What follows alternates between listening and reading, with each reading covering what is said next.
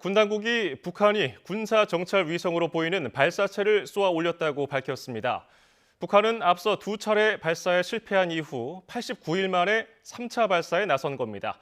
자세한 내용 취재기자 연결해 알아봅니다. 최민기 기자. 네, 국방부입니다.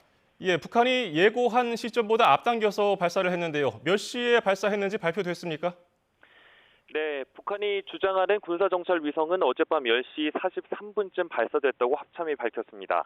합참은 북한이 평안북도 동창리 일대에서 남쪽 방향으로 발사해 백령도와 이어도 서쪽 공해 상공을 통과한 북한 주장 군사정찰 위성 한 발을 우리 군이 포착했다고 발표했습니다.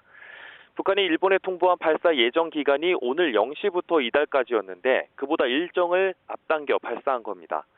이번 3차 발사는 지난 8월 24일 2차 발사가 실패한 지 89일 만입니다.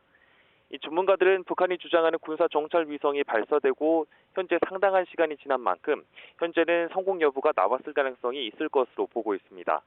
발사체가 비정상 비행을 한 경우 곧바로 실패로 판명될 수도 있다는 점을 고려하면 현재는 궤도 진입, 위성 교신 여부와 같은 성능 분석이 이루어지고 있을 수 있다는 관측도 나옵니다.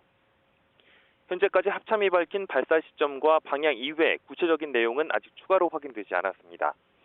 북한은 앞서 지난 5월 31일 1차 발사를 하고 8월 24일 2차 발사를 시도했지만 모두 실패했습니다.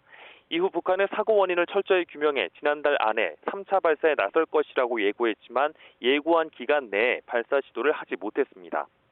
군 당국은 그동안 북한이 러시아의 기술 지원을 받았고 이를 통해 엔진 문제를 거의 다 해소한 것으로 파악했습니다.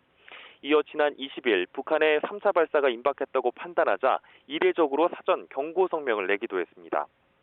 북한이 정찰 위성 발사를 강행할 시 필요 조치를 하겠다고 공언해온 만큼 정부는 대응 차원에서 9.19 군사합의 일부를 효력 정지에 나설 것으로 보입니다. 아직 발사의 성공 여부를 포함한 구체적 내용은 아직 확인되지 않았습니다. 자세한 소식은 확인되는 대로 전해드리겠습니다. 지금까지 국방부에서 YTN 최맹입니다.